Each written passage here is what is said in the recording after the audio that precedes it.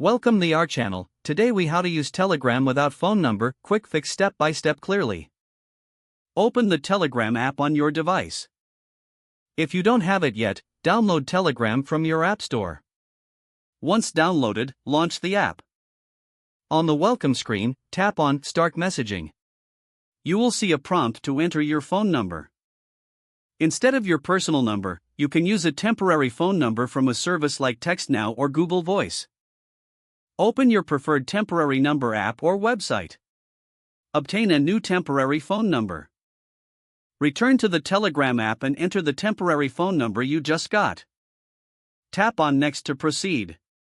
Telegram will send a verification code to the temporary number. Check your temporary number app for the incoming SMS. Locate the verification code and enter it back in Telegram. Once verified, you can set up your profile by adding your name and a profile picture. Complete any additional setup as prompted. You can now start using Telegram without linking your personal phone number. Enjoy messaging securely while maintaining your privacy. If the page does not load, refresh the browser or try again in a private or incognito window. Make sure you are using the correct email address, then retype it carefully to avoid small typos. If your password is not accepted, use the reset option and create a new strong password you can remember.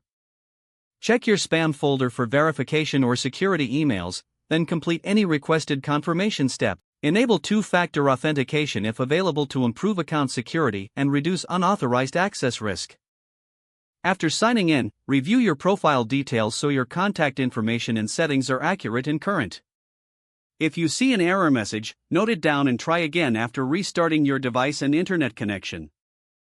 Log out when you finish, especially on shared devices, to keep your account and payment information secure.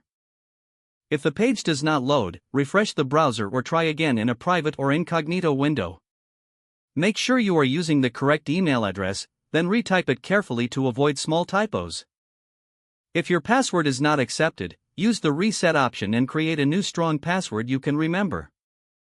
Check your spam folder for verification or security emails, then complete any requested confirmation steps. Don't forget to like this video and subscribe to our channel for more step-by-step tech guides.